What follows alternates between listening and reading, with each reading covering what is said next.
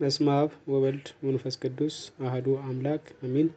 በክርስቶስ ክርስቲያን በወልድ ውልደ ብርሃን በመንፈስ ቅዱስ መንፈሳውያን የተሰኛችሁ የእናታችን የቅድስተ ቅዱሳን የአቁራሪተ ሰማዕት የመዝገበ ጸሎት የቅድስት ድንግል ማርያም የአስራት የበኩራት ልጆች በወደደንና ባፈቀረን ጌታችን በመድኃኒታችን በኢየሱስ ክርስቶስ ፍጹም ሰላም እንደምን ሰነበታችሁ?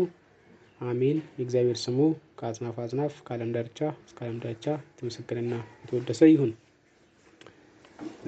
ዛሬ የምናየው ቁጥር 21 ጀምሮ ያለውን ነው። ቁጥር 21 ላይ ወትወልድ ወልደ ወይጸውዕ ወይም ወይሰምዮ ስሙ ኢየሱስሃ እስመ ውእቱ ይድህን ሕዝቦ እምኃጢአቶሙ ይላል። ሕዝቦ እምኃጢአቶሙ ወንድ ልጅ ትወልዳለች፣ ወንድ ልጅ ትወልዳለች፣ ወንድ ልጅ ትወልዳለች፣ እርሱም ሕዝቡን ከኃጢአታቸው ያድናቸዋል፣ ስሙም ኢየሱስ ትለዋለህ ይላል። ስሙም ኢየሱስ ትለዋለህ። ስሙም ኢየሱስ ትለዋለህ ወገኖቹ እስራኤልን በኃጢአታቸው ከመጣባቸው ፍዳ ያድናቸዋል። ኢየሱስ ብሎ ያድናቸዋል በማለት እስከ ትርጓሜው ተናግሯል። ያድናቸዋል ብሎ መምጣቱ ትርጓሜውን የሚያስቀምጠው አዳኝነቱን ከኃጢአት ኃይል ከኃጢአት የሚመጣ ፍዳን ሲያነሳ ነው። አማኑኤል ማለት ደግሞ እግዚአብሔር ከነፍሳችን ነፍስ ከስጋችን ስጋ ነስቶ ሰው ሆነ ማለት ነው። ሰው ሆነ ማለት ነው። ልጅ ሰጠናል። ልጅ ሰጠን ሲል ምን ማለት ነው ስንል ትርጓሜው ትንቢቱ መፈጸሙን ያጠይቃል። ወንድ ልጅ ትወልዳለች ብሎ ሲናገር ትርጓሜው ስሙንም ኢየሱስ ትለዋለህ አለ። ኢየሱስ ማለት መድኃኒት ማለት ነው። ኢየሱስ ማለት መድኃኒት ማለት ነው። ወንድ ልጅ ትወልዳለች አለ። ትንቢተ ኢሳይያስ ምዕራፍ 7 ቁጥር 14 ላይ ትወልዲ ወልደ ወትጸንሲ ድንግል ብሎ ተናግሯል። ሕፃን ሰጠን፣ ወንድ ልጅም ሰጠን፣ አለቅነቱን በጫንቃው ላይ ነው። ስሙም ድንቅ መካር፣ ኃያል አምላክ፣ የዘላለም አምላክ አባት ተብሎ ይጠራል ብሎ ትንቢተ ኢሳይያስ ምዕራፍ 9 ቁጥር 6 ላይ ተነግሯል። የዚህ ትንቢቱ መፈጸሙን ሲያጠይቅ ወትወልድ ወልደ ወይሰምዮ ስሙ ኢየሱስ ስሙንም ኢየሱስ ትለዋለች አለ። ኢየሱስ ማለት መድኃኒት ማለት ነው። ኢየሱስ ማለት መድኃኒት ማለት ነው። ሶርያዊ ቅዱስ ኤፍሬምም ርእየ ኢሳይያስ ነቢይ በመንፈሰ ትንቢት ሚስጥሮ ለአማኑኤል ወበእንተ ጸራ ሕፃን ተወልደ ለነ ወልድ ተውህበ ለነ ብለዋል። ኢሳይያስ መንፈስ ቅዱስ መሪነት ተመልክቶ ወንድ ልጅ ሰጠን፣ ሕፃን ተወልደልን፣ ወንድ ልጅ ሰጠን ብሎ ይናገራል። ትንቢቱ መፈጸሙን ይናገራል።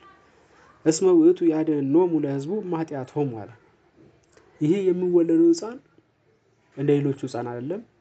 ከላይ ትውልድ ሐረግ እንደተቀመጠላቸው እንደ አበው አይደለም። የእስራኤልን ኃጢአት የሚመጣባቸውን ፍዳ ሊያጠፋ የሚችል ነው። ኢየሱስ ብሎ ንባቡን ያድኅኖሙ ብሎ ደግሞ ትርጓሜውን አመጣ። ኢየሱስ ማለት መድኃኒት ማለት ነው። ስለዚህ ኢየሱስ ብሎ ቃሉን አመጣ። ከዚያ ደግሞ ዝቅ ብሎ ለሕዝቡ እስመ ውእቱ ያድኅኖሙ ብሎ ደግሞ ትርጓሜውን አንስቷል። ትርጓሜውን ተናግሯል። ኃይሉ ለስም ወፍካሬው አብጻ ቅዱስ መልአክ እንዲል መልአክ ትርጓሜውን ለማን ይነግራል? ለዮሴፍ አረጋዊ ይነግራል ማለት ነው። ለዮሴፍ አረጋዊ ይነግራል። ከዚያን ወዝንቱ ኩሉ ዘኮነ ከመ ይትፈጸም እምኀበ እግዚአብሔር በነቢይ እንዘ ይብል። በነቢይ እንዘ ይብል በነቢይ እንደተነገረው ሁሉ ይፈጸም ዘንድ ነው የሚለው። በነቢይ የተነገረው ይፈጸም ዘንድ በነቢይ ከጌታ ዘንድ ቁጥር 22 እና ቁጥር 23 በነቢይ ከጌታ ዘንድ እነሆ ድንግል ትጸንሳለች፣ ልጅም ትወልዳለች፣ ስሙን አማኑኤል ይሉታል የተባለው ይፈጸም ዘንድ ይህ ሁሉ ሆኗል። ትርጓሜውም እግዚአብሔር ከኛ ጋር ሆነ ማለት ነው አለ። ትርጓሜውም እግዚአብሔር ከኛ ጋር ሆነ ማለት ነው።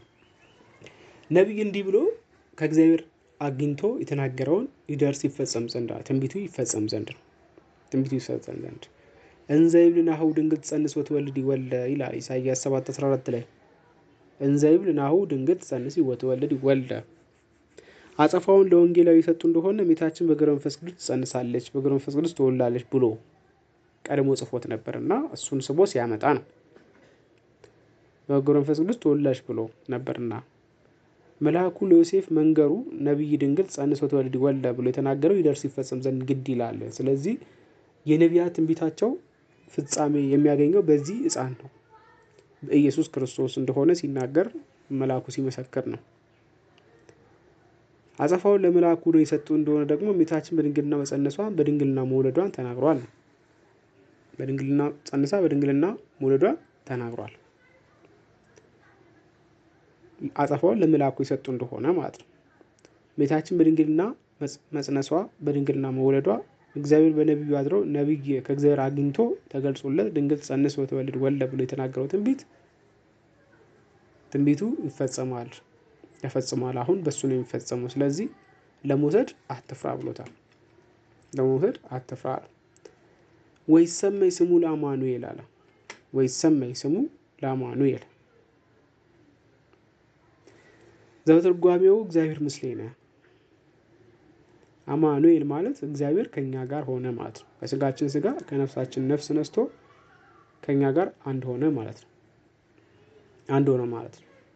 ወንጌላዊ የሚጽፍላቸው በዕብራይስጥ ቋንቋ ነው። መልአኩ ለዮሴፍ የሚናገረው በዕብራይስጥ ቋንቋ ነው። ለምን ይተረጉማል ቢሉ ሊቁ ቅዱስ ቄርሎስ የንስጥሮስን ነገር ሲያስፈርድ እንተ ህድረት ቃል ከአማኑኤል ያለውን እግዚአብሔር ምስሌነ ብሎ ተርጉሞታል ወንጌላዊ ይለናል። ስለዚህ ጥያቄ ለማሳጣት ነው። በማህደር ነው ብሎ ነበርና እግዚአብሔር ሰው ሆነ፣ አማኑኤል ማለት እግዚአብሔር ሰው ሆነ ማለት ነው ብሎ ይተረጉምበታል ማለት። እስወኬ ይሰማይ ወንጌላዊ ዘትርጓም ባቢው ብሎ ረትቶበታል፣ ይተረጉምላቸዋል። ትርጓሜው ግን በቋንቋቸው ካህናቱ የሚያውቁት ህዝቡ የማያውቁት እንደ ጥሬ ያለና ያንን ማጽናት ማጉላት ነው። ያንን ማጽናትና ማጉላት ነው የሚናገረው። መጽሐፍ ወበ በዘ ያጎላልና በወ ሲያጎላ ፍስሐ ወሐሴት ፍቅር ወሰላም፣ በዘ ሲያጎላ ደግሞ ምንታ ብከ ዘ ይነሳ ይነሳይከ እምካልከ ወምንት ብከ ዘ ይኮነ ውሁብ ለከ ብሎታል። እዚህ ጋር ዘ የሚለውን ቃል በማጉላት በመጠቀም አጉልቶታል። ለዚህ መጽሐፍ ወን እና ዘን ይጠቀማሉ። ለማጉላት ወንና ዘን ይጠቀማሉ። ፍቅር ወሰላም ሲል ፍቅርና ሰላም ብሎ ፍቅርና ሰላምን ሊሰጥ የመጣ አምላክ መሆኑን ለማጉላት ወን ተጠቅሟል ነው።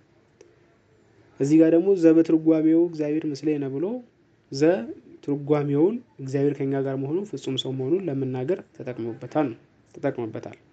አንድም ዮሐንስ ወንጌላዊ የማቴዎስ ወንጌልን ለሰባ ኢላንሳን ተርጉሞላቸዋል። ወንጌላዊ ቅዱስ ዮሐንስ ለኢላንሳን ሰዎች ተርጉሞላቸዋል። በዚያን ጊዜ አማኑኤል ንባቡ ከዕብራይስጥ ነው። እግዚአብሔር ምስሌነ ትርጓሜው ደግሞ ከኢላንሳን መጥቶልናልና ሲል ነው። አማኑኤል የመሰለ የኢላንሳን ንባብ ሳይመጣልን ቀርቷል እንዳይሉ አማኑኤል ማለት እግዚአብሔር ከኛ ጋር ሆነ ማለት ነው ብሎ ተርጉሞታል። የሀገራችን መተርጉማን ደግሞ ምን ብሎ የተረጉሙታል? አማኑኤል ያለውን የዕብራይስጥን ቋንቋ ወደ ግዕዝ ቢመልሱት ደግሞ ቢተረጉሙት ደግሞ ነጠላ ትርጓሜው ደግሞ እግዚአብሔር ምስሌነ ማለት ነው። ወደ አማርኛ ይመልሱት ከስጋችን ስጋ ከነፍሳችን ነፍስ ነስቶ ከኛ ጋር አንድ አካል አንድ ባህሪ ሆነ ማለት ነው። ከኛ ጋር አንድ አካል አንድ ባህሪ ሆነ ብሎ ይተረጉሙታል ማለት ነው። ይተረጉሙታል። ቁጥር 24 ላይ ወተንሲዮ ዮሴፍ እምንዋሙ ገብረ በከመ ሐዘዞ መልአከ እግዚአብሔር። ዮሴፍ ከእንቅልፉ ተነስቶ መልአኩ ያዘዘውን እንዳዘዘው አደረገ። ማርያም ልቷት የነበረውን ጠብቋታል። ይዛት ወጣ እንዳለው ይዛት ወጥቷል። ይዞ ለመውጣት ፈርቶ ነበር። ትቷት እንዳይሄዱን ፈርቶ ነበር። ስለዚህ ጠብቅ ተቀበል እንዳለው ከካህናት እጅ እንደተቀበለው ሁሉ ከመንፈስ ቅዱስም ተቀበል አትፍራ ብሎት ነበርና ተቀብሏት ይዟት ወጥቷል ማለት ነው። ተቀብሏት ወጥቷል ማለት ነው። መንፈስ ቅዱስ ያዘዘውን ትእዛዝ ስለሆነ ይዛት ወጣ እንዳለው ይዟት ወጥቷል። ወኢያእመራ እስከ አመ ወለደት ወልደ ዘበኩራ ይላል ቁጥር 25 የመጨረሻው የዚህ ምዕራፍ ቁጥር። ወኢያእመራ እስከ አመ ወለደት ወልደ ዘበኩራ የበኩር ልጇን እስክትወልድ ድረስ አላወቃትም ነበር አለ። የበኩር ልጇን እስክትወልድ ድረስ አላወቃትም ነበር አለ። መጽሐፍ በበኩር ያሉላት ልጇን እስክትወልድ ድረስ አላወቃትም ነው። ክርስቶስ የበኩር ልጅ ነው።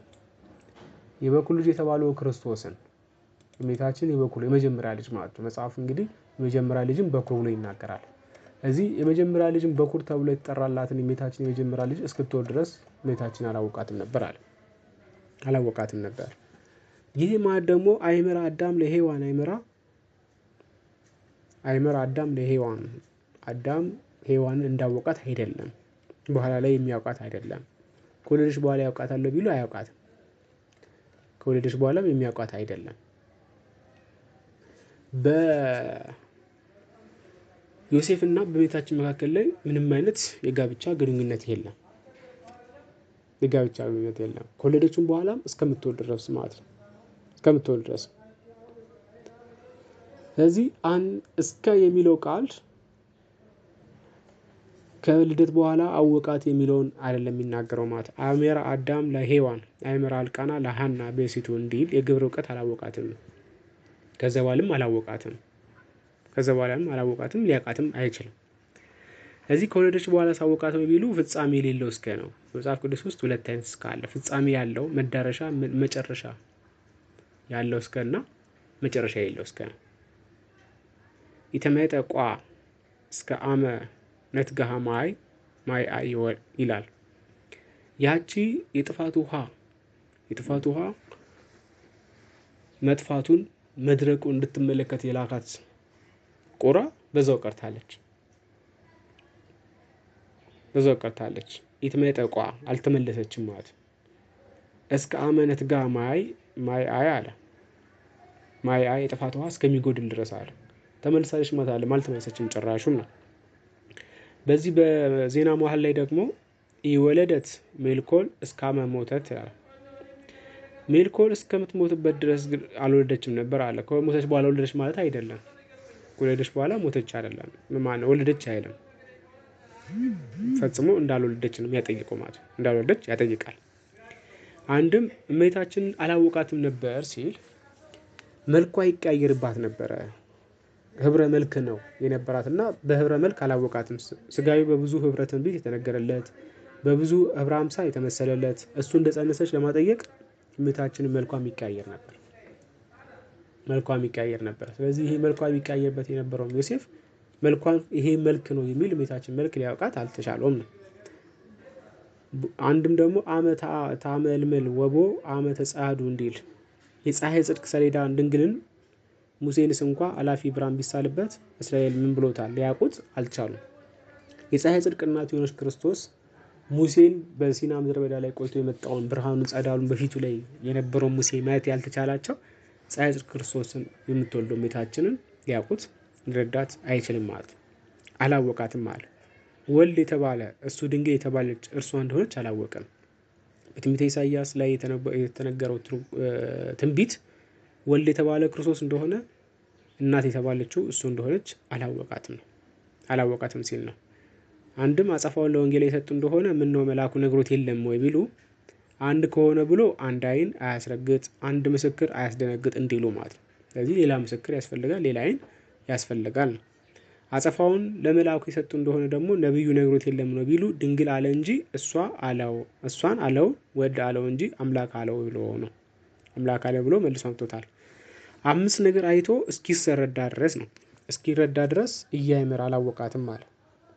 5 ነገርን አይቶ እስኪረዳ ድረስ አላወቃትም ነበር ነው። እስኪረጋ ድረስ አላወቃትም። ምንድነው ሲባል የሰብአ ሰገል መምጣት፣ እጅ መንሻን ይዞ የሰብአ ሰገል መምጣት ማለት ነው። እጅ መንሻን ይዞ የሰብአ ሰገል መምጣት እስኪረዳ ድረስ አላወቃትም። የኮከቡ አዘግዝቆ መምጣትን እስከሚያይ ድረስ አለ። ሁለተኛ የኮከቡን አዘግዝቆ መምጣት እስኪያይ ድረስ። ሶስተኛው ስርቀተ ሰባተ ጊዜ ማለት ለክርስቶስ ምስጋና የሚቀርበውን ሳያይ ማለት። አራተኛው አብይ ቅዳሴ መላእክት የመላእክት ቅዳሴ በቤተልሔም ሲሰማ እስኪያይ ድረስ አላወቃትም ነበር አለ። መንፈስ ቅዱስ የሚለውን አልተረዳም ማለት ነው። 5ኛው ፍርሃተ ኖሎት ነው። የእረኞችን መፍራት አይቶ እስኪረዳ ድረስ አላወቃትም ነበር አለ።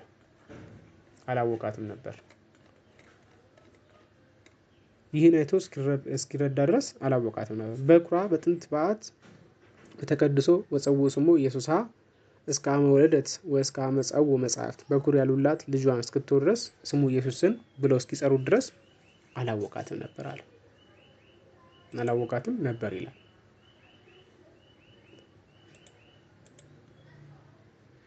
ዋኮ በከመ ቃየን ዘእምኩ ወቀተሉ ለሁ እንዲል በዘቀተሎ ሲል ማለት ሲሞት ቃየን እንዳወቀው ሁሉ እስኪሞት ድረስ እመቤታችንን አላወቃትም ነበር ይላል። ስለዚህ እስከ የሚለው ከልደቱ በኋላ አውቋታል ማለት ሳይሆን አላወቃትም ነው። የክርስቶስ በኩር ልጅነት ግን እንደ ሌሎቹ በኩርነት አይደለም። የሌሎቹ በኩርነት ተከታይ አላቸው። ክርስቶስ ግን ተከታይ የለውም። ክርስቶስ የበኩር ልጅ ነው ስንል ተከታይ አለው ማለት አለ። ክርስቶስ ተከታይ የለውም። ለቀዳማዊ ልደቱም ተከታይ የለውም። ለዳህራዊ ልደቱም ተከታይ የለውም። አንድያ ነው። ወልድ ዋህድ ነው። ወልድ ዋህድ ነው ማለት። ቅዱስ ዮሴፍ እመቤታችንን አላወቃትም፣ ሊያከብራት አልቻለም። ክርስቶስን ስትወልድ ግን አክብሯታል፣ አውቋታል ማለት ግን አይደለም። በአካል ስትወልድ አይቷታል። ያን ሚስጥር ግን በሚገባ አልተረዳውም። አባ ጀሮም ስለዚህ ሲናገር አንደኛ ቆሮንቶስ ምዕራፍ 15 ቁጥር 25 ላይ ያለውን አምጥቶ ክርስቶስ ሊያውቁት አይቻላቸውም ይላል። ያያል ክርስቶስ እንመለከታል፣ አይኖቻችን ምሕረቱን ይፈልጋል። በሱ ቸርነት እሱ ካልገለጠን በስተቀር ክርስቶስን ማወቅ አይቻልም ይላል። የክርስቶስን ማዳኑ እስካላወቅን ድረስ ካልተረዳ ድረስ ልናውቀው አንችልም ይላል። ቅዱስ ዮሐንስ አፈወርቅ እስከ የሚለውን ቃል ጥርጣሬ የሚፈጥር አይደለም ይላል። ዘዘላለም እንዳላወቃት ነው የሚናገረው። ከመውለዷ በፊትም በምትወልድበትም ጊዜ ሕፃኑን ማቅፋም ከዚያ በኋላም አላወቃትም ማለት አላወቃትም። ይህም በብዙ የተገለጠውን ከመጽሐፍ ቅዱስ አምጥቶ ሲናገር እንመለከታለን። በኦሪት ዘፍጥረት ምዕራፍ 8 ቁጥር 7 ላይ ያለውን አምጥቶ እስከ የሚለውን ትርጓሜ ተረጉሟል። የበኩር ልጅ የተባለውም ደግሞ እንደሌሎቹ እንዳልሆነም ቅዱስ ዮሐንስ አፈወርቅ ይተረጉማል። አባ ጀሮምም እያንዳንዱ ሰው የመጀመሪያው ሰው ማህፀን የሚከፍተው ሰው የበኩር ተብሏል። ይሄ ደግሞ ለክርስቶስ የሚነገር የሚቀጸል አይደለም። አንድያ ልጅ ነው፣ ተከታይ የሌለው ልጅ እንደሆነ አበክሮ ያስቀምጣል። ስለዚህ የበኩር ልጇን እስክትወልድ ድረስ አላወቃትም ነበር ሲል ከዚያም በኋላ አውቋታል ማለት አይደለም። ይቆየን። ምዕራፍ 1 እዚህ ላይ እንጨርሳለን። ያስተማረን የመከረን የአባቶቻችን አምላክ ስሙ የተመሰገነና የተወደሰ ይሁን።